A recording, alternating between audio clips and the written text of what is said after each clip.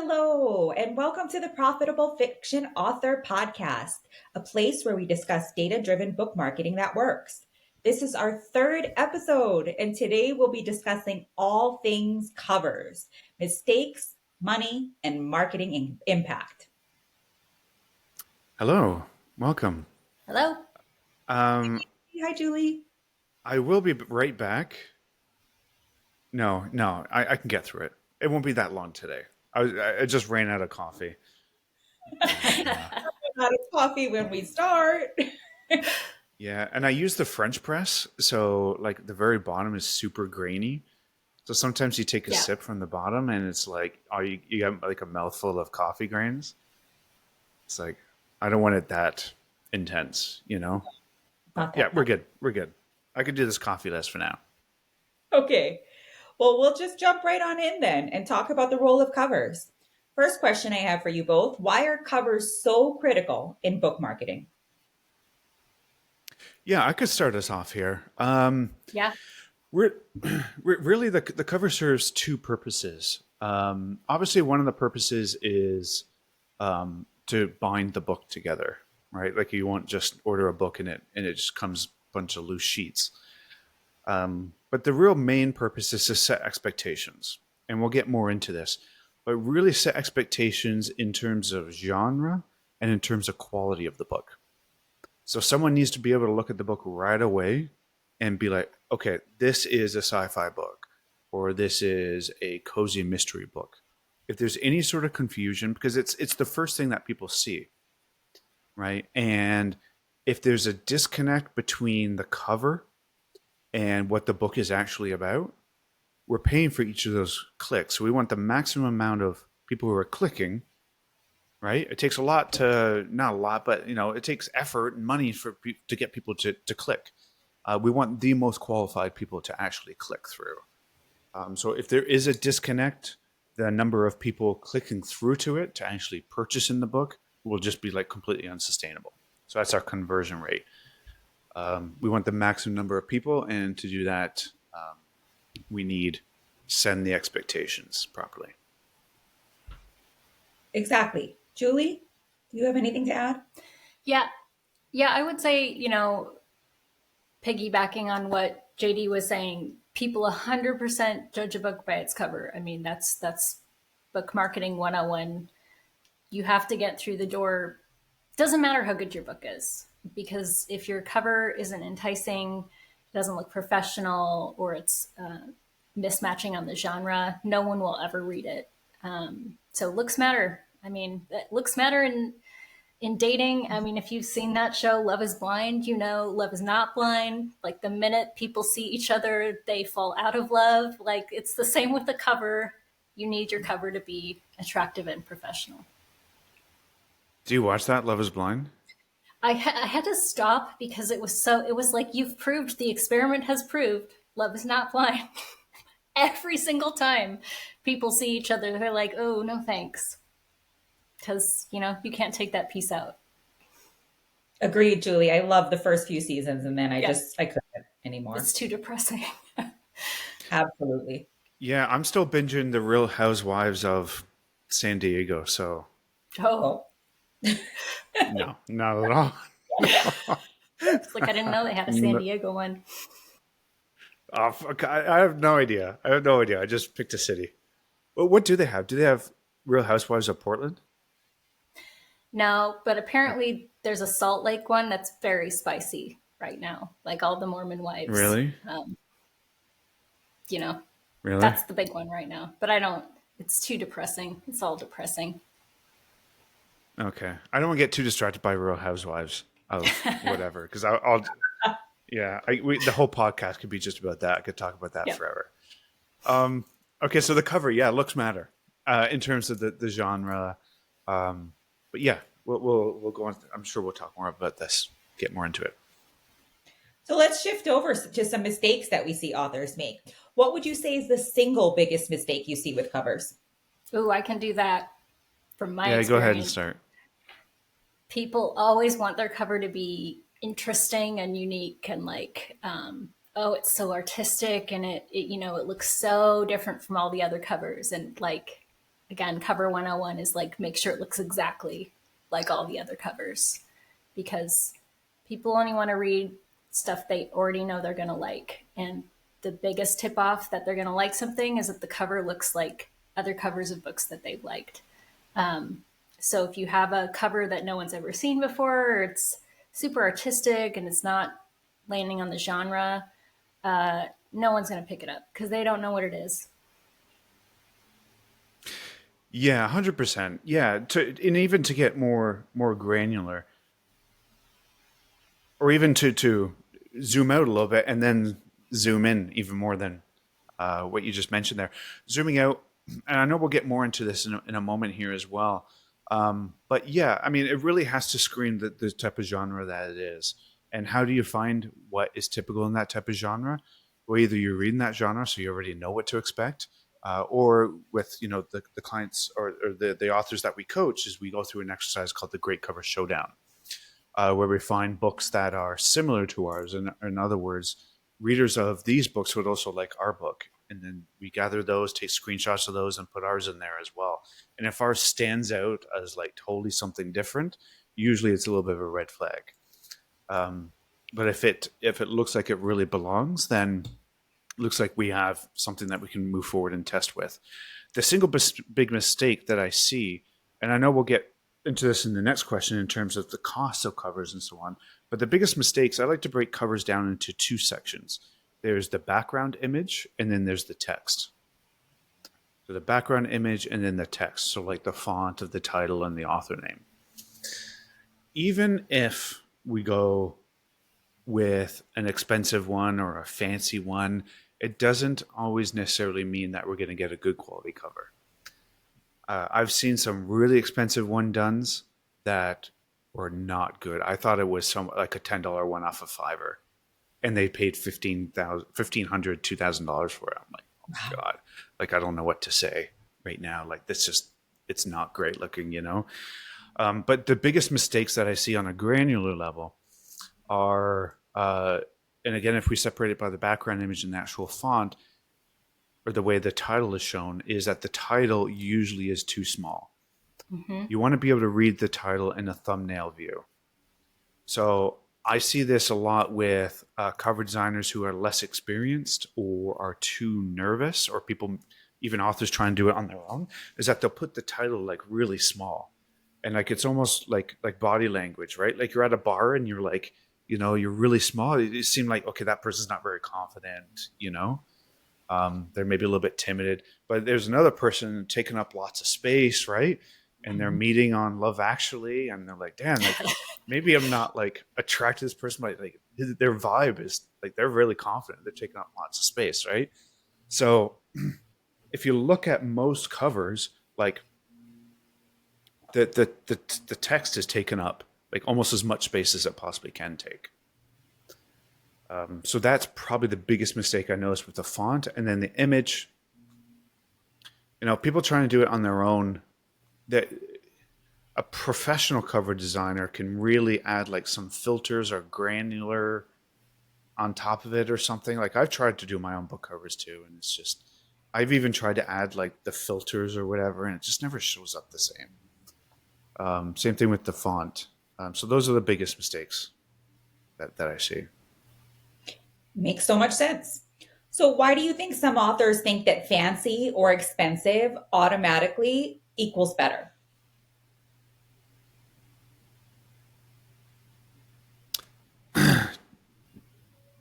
Well, it really is like, go ahead, Julie. Oh, I was going to say, I think that's just a life thing. When you pay more money for something, you expect to get better quality. Right. But yeah, there is a correlation between money spent and quality, but it diminishes after a certain amount of money that you spend. Your quality is not going to increase after you put out X amount of dollars, but you will be out a lot of money. And then what if your cover doesn't work? What if you have to change it? If you're putting out $2,000 every time, that adds up. Yeah, like the biggest difference between like a fancy or an expensive is usually like the service and the being able to customize it, right? Like like somewhere like a $300 cover, they'll be like, okay, fill out this survey and then like just a few questions, and then we'll go away and do it for you. Or like the expensive one, the $1,500, $2,000, $2,500 cover designers, they're usually like, okay, they'll sit with you and be like, okay, what is your vision for this? Like the service is a lot more like personalized to it. And then sometimes it involves like custom illustrations. And, I tell people too, like the cover, and this is shown by the Facebook ads that we do as well. Now, I'm not showing the cover we have to do this extreme, but, I was running Facebook ads for someone, and the best performing Facebook ad was a picture of a woman with red hair. And that was the Facebook ad image. The details weren't 100% right. There was no woman with red hair in the actual book, right? Nobody came back and said, there were no bad reviews saying, hey, this was misleading because I thought there would be a woman with red hair, right? So in terms of like those very, very, very specific details, we really have to ask like, okay, are those details for us or are they the details for the reader, right? So we don't want to put on like orgs and dragons if there's no orgs and dragons, right? But if a general person, would say general, like $300, $700 for a book cover, uses a stock image of a dragon, but like, oh, the scales around the face aren't quite right, and it's the dragon that's out in the background, if you want those scales to be completely right, then we need to get like a $1,500 or $2,500 cover designer, because we can work with that designer, but it's probably not going to end up getting what we want 100%. Right. And then it becomes the question of, is it for us or is it for the reader? And if it's for us, that's totally fine too. There's nothing wrong with that. But, we are the Profitable Author podcast. So it really is like using our funds in the most efficient way possible. Wow, that's really helpful and surprising. Yeah. What would you say is the danger of falling in love with your cover instead of testing it? Go ahead, Julie. I see this a lot. If you're in love with your cover, it goes back to what JD was saying about, is the cover for you or is the cover for the readers? If the cover is for you, people get very emotionally attached to it, that, it matches their vision for the book, or they spent a lot of money on it. And then there's this unwillingness to pivot or iterate if it turns out it doesn't work. And, sometimes covers just don't work. Sometimes you didn't hit the genre quite hard enough, or something about the color scheme isn't really speaking to people. It's these little things that you need to be able to tweak and let go of. And if you've sort of got your ego, maybe isn't the right word, but if you have your heart set on this one cover, like, oh, it's just like a perfect encapsulation of my book. I always think like, do you want to be right or do you want to sell books? Because sometimes you can't have both. Sometimes it's like the cover that you think is great and that should sell, if it doesn't sell, being able to let that go and come up with something that you don't like as much, but that will actually help people read your book. I think there is a danger of growing too attached to this one thing. And then people just can't pivot when it doesn't work. Right. And we're all about testing things here. Yeah, 100%. Yeah, I agree with you, Julie. Like usually we have to tread quite lightly when we're giving sort of cover feedback, which is why we do the Great Cover Showdown. So people can it's much better if there is something off and we can tell right away. Sometimes people are like, what do you think of my cover?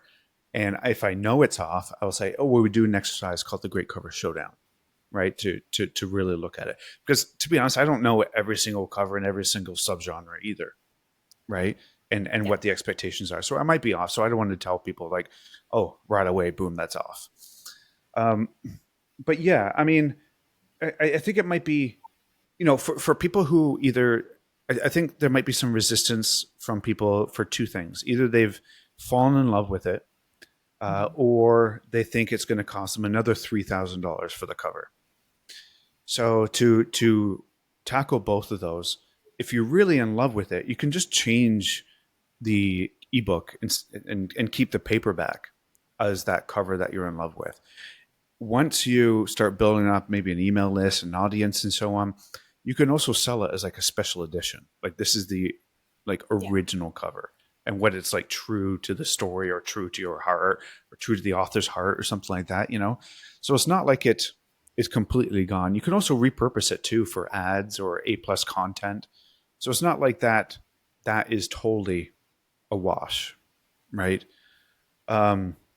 But it can be a big, big, big difference. Like for one example, you know, there was one author that I was working with. He had a sci-fi dystopian novel, and the background, there was a dramatic change in the actual number of sales. The background on his original book was white, so it was a white background with elements in the text and so on. But this is sci-fi dystopian. Usually, it's a darker color scheme.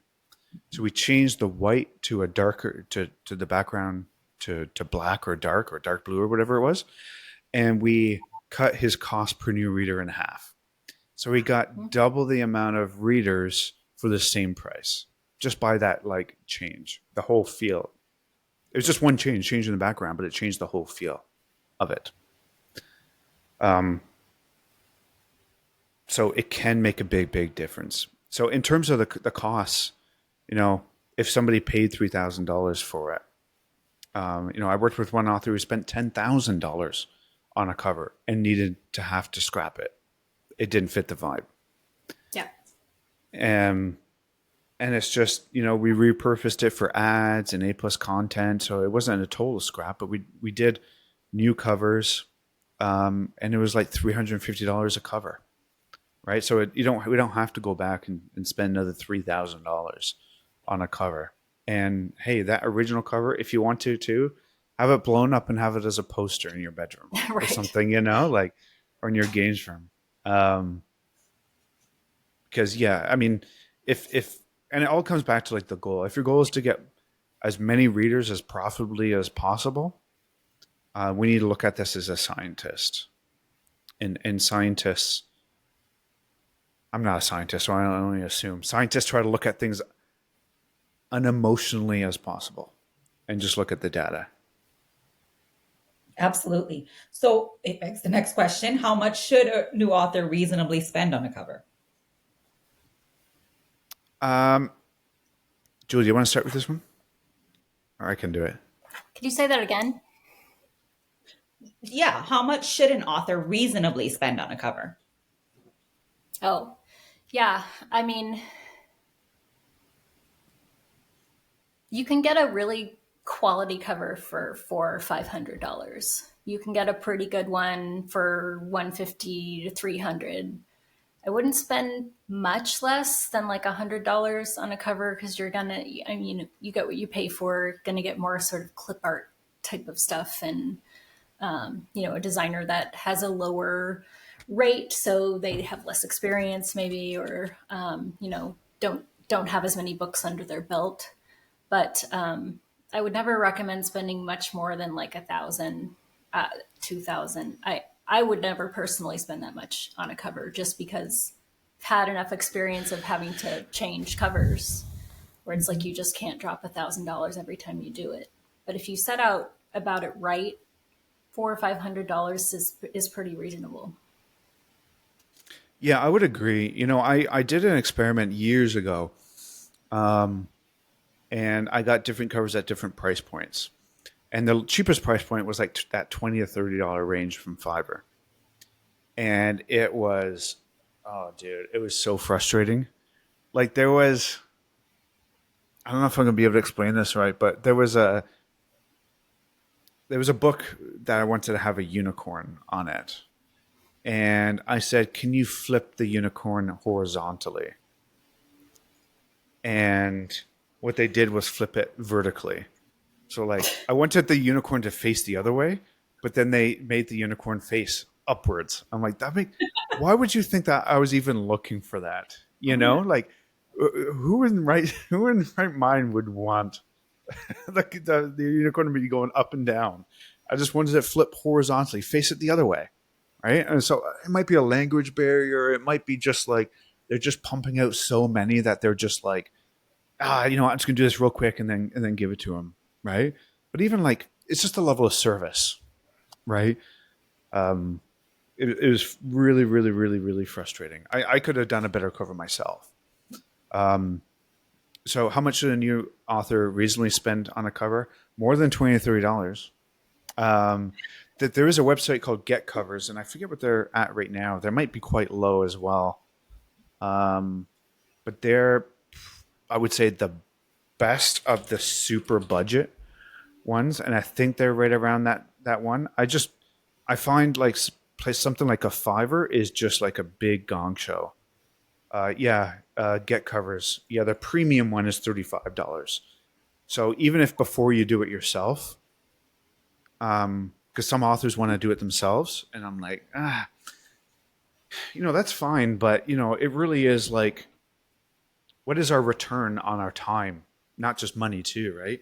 And if we take 10 to 20 hours to try to do it ourselves, we'll probably end up with a worse one than if we just paid $35 for it, right? And that 10 to 20 hours, or even if it's 5 hours, that time could be better spent writing the next book, right? Like, what are we? Are we authors or are we cover designers, right? Right. So I would never, ever, ever do it yourself. $35, and yeah, that's as cheap as I would go. And then, yeah, there's other places that we recommend in that price point there, Julie, that you mentioned. And the thing is that, hey, sometimes we need to be able to scrap it, or maybe replace it, or make some tweaks to it. And then especially if we're doing multiple books and multiple series, that can add up quite a bit as well. Yeah. And hopefully we're not pissing off too many cover designers in this. Because you know what? It's different audiences too, right? Like, we're the profitable author podcast, right? So that means like multiple books. That means like testing, treating it like a scientist, all that type of stuff. Now, if somebody wants to launch a book just for like legacy bucket list thing, for sure. Like, do the 1,500, do the 2,500, make sure it's perfect, super customized to you, and print out some copies. Maybe we'll make some sales to family and friends. And that's fine. There's nothing wrong with that either. It just long-term and profitability overall. It means using our resources in the most efficient way possible. Makes so much sense, JD. Thank you. Yeah. Let's head on over to our lightning round and up the tempo just a little bit. This is our quick this or that style, one sentence answers only. We're not going to be doing a clock today. So 10 seconds, right? 10 seconds. One sentence. You've got one sentence. Ooh, one sentence. Oh, like a really long run-on sentence. Yeah. Okay. We're going to jump right on in. JD, you're up. Custom art or pre-made? If I had to pick between the two, I would pick pre-made. Thank you. Perfectly succinct one sentence answer. Julie, spending $500 on a cover or spending $500 on ads? Oh boy. $500 on a cover. JD, the ads aren't worth anything if your cover doesn't work. Oh, that's a good one. That's a good one. Yep. That's a good one. Yeah. Really good. JD, one great cover or three good enough covers for a series? One great cover, because the cover that matters most is book one. I love it. I want to say so much more. Let's lightning round. Okay. Yeah. Julie, I think you answered this before, but one sentence. Genre clarity or unique artistic flair? Genre clarity, genre clarity, genre clarity, genre clarity. Yeah, that's an easy one. That's an easy one. Yeah. That was low-hanging fruit. JD, first impression, typography or imagery?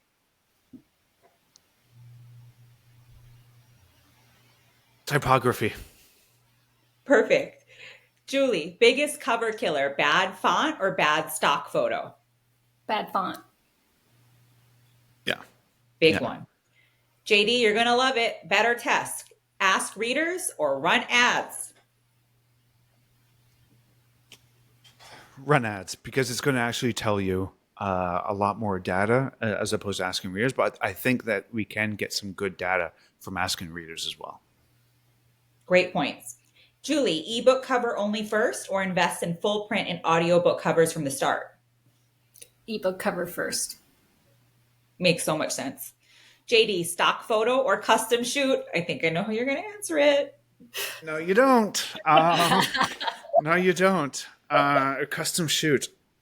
Really? If I had to pick between the two, I would say stock photo. But I've seen custom shoots work well, but most of the time I've seen it work much poorly. So it can work with custom shoot, but Great answer. Julie, minimalist design or a detailed scene? Totally genre specific. Great, So, great point. yeah. Really. 100% non-answer. But yeah, you're so right. Yeah. JD, series branding, consistent look or unique style per book? Oh, consistent look all the way. The biggest thing is what we want is read through rate, and the more confusing that you make it to show that is this part of the series or is this not part of the series, the less read through rate we'll get. So definitely consistency. Absolutely. And Julie, to wrap it up, photo-based cover or illustrated cover? Oh boy, it's a genre specific one again. So my genre definitely illustrated. Romance is going to be more like photo based. So yeah, just depends. Generally, yeah. Yeah. I love it. The next one we got to do like full lightning round. Full lightning round with the Yeah. timer? Yeah. Yeah. Or we got to expand on the lightning round. I love the lightning round. Although I'd love to give more context, but at least it gives me a cap so I don't just go on for something about 5 minutes. Yeah. Yeah. I'm going to bring out the Pictionary timer. Remember that? Oh, that's a good idea. The sand timer? Yeah, the sand timer. That would be good, actually. I think it'll work. You should get the taboo buzzer and like buzz when we're out of time. Yeah, but make it like really loud and annoying. Yeah. I think I can do this. Like blow out people's headphones. Let's do it. Yeah, or like one of those horns for bears. All right. Yeah, that was a good one. I like that. Perfect. Well, thank you both today for your time. I think we've learned a lot about covers. And yeah, the next one it's a mystery, the next topic for next week. But you will love it. It'll be good. All right. Thank you again.